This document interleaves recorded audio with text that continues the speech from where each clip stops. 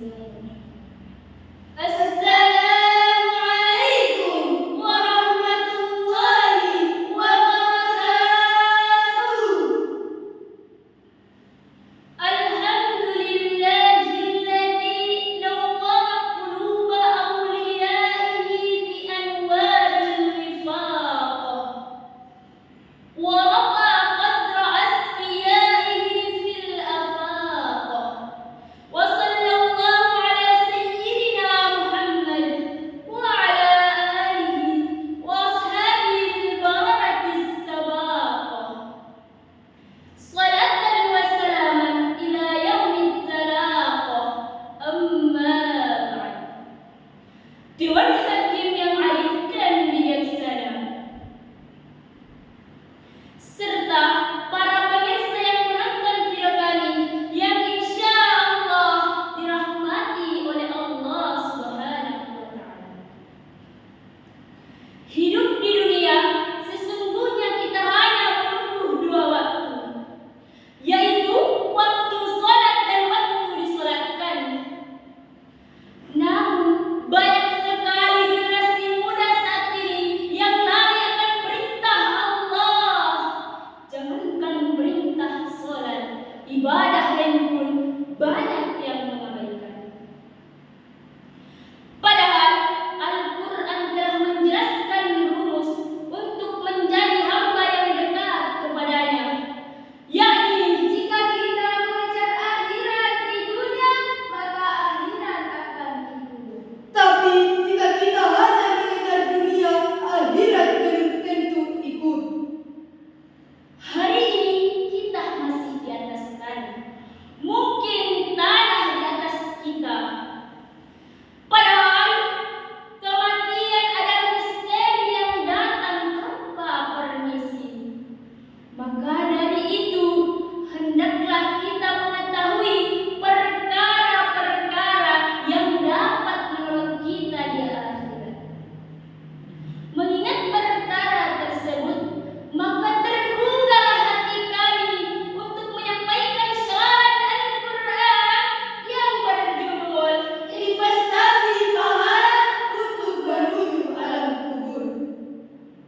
Sebagai rujukan syarah ini, mari kita simak dan hayati firman Allah di dalam Al-Quran surah Al-Ankabut ayat 69 yang berbunyi,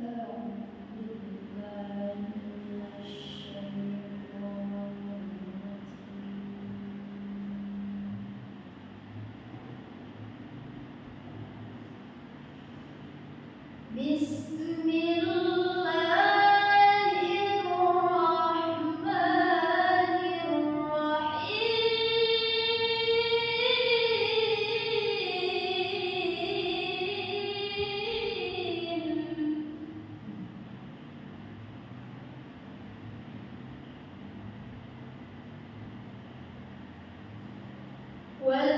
والذين جاهدوا فينا لنهدينهم سبلنا.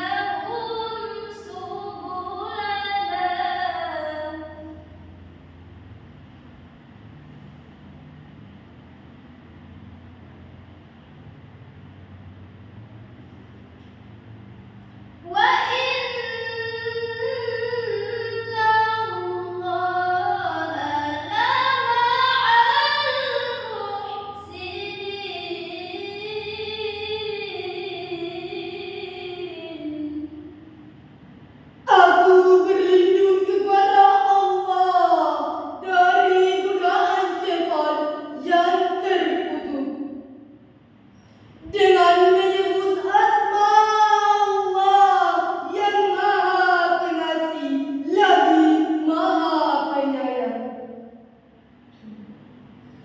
Dan orang-orang yang berjihad untuk mencari keridhaan kami, kami tunjukkan kepada mereka jalan kami. Dan sungguh Allah beserta orang-orang yang berbuat baik. Dalam ayat tersebut dijelaskan bahwa Allah Subhanahu wa Ta'ala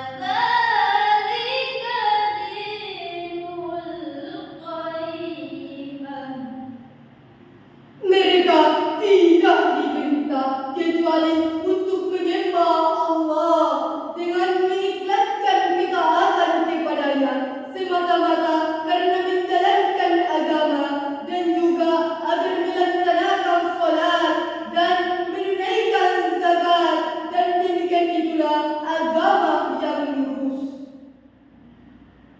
Dan perkara yang kedua adalah birrul walidain, berbakti kepada kedua orang tua. Karena ridho Allah terdapat pada ridho orang tua, dan murka Allah terdapat pada kemurkaan keduanya. Ada suatu ungkapan seperti ini: hutang yang belum saya bayar dan tak mungkin mampu untuk saya bayar adalah keringat, jeritan, dan tangisan seorang ibu yang melahirkan saya. Kita semua pasti tahu bahwa ibu melahirkan butuh pengorbanan yang sangat luar biasa. Begitupun dengan sosok seorang ayah yang rela memanaskan matahari, dihujang-hujangi demi siapa? Demi anak-anak yang ia sekolahkan. Jadi, pantaskah kita untuk mendurhakai keduanya? Jawabannya tentu tidak. Kemudian perkara yang ketiga adalah silaturrahim, menyambung tali silaturrahim. Kita harus menyambung tali persaudaraan antar sesama, sebagaimana firman Allah di dalam Al-Quran surah Al-Isra ayat 26 yang berbunyi, wa ati dzal qurba haqqahu wal miskina wa banis sabil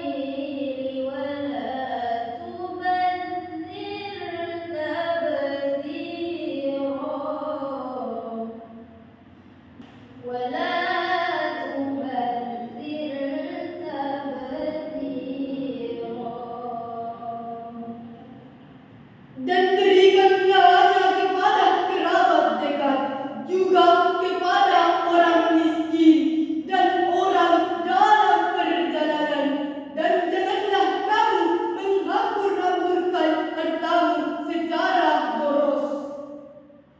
Apalagi akan datang yang namanya bulan suci Ramadan, bulan yang kita nanti-nantikan. Maka marilah kita saling menyambut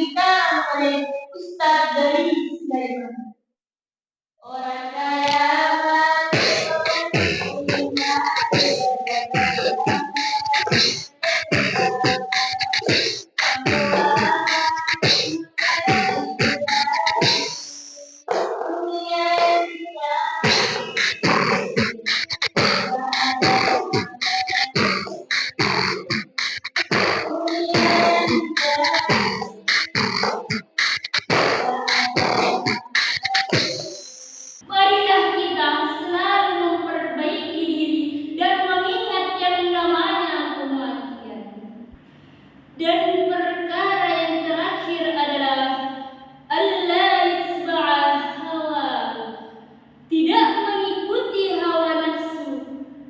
Seperti ketika kita berada di bulan suci Ramadan, keinginan untuk makan dan minum harus ditahan.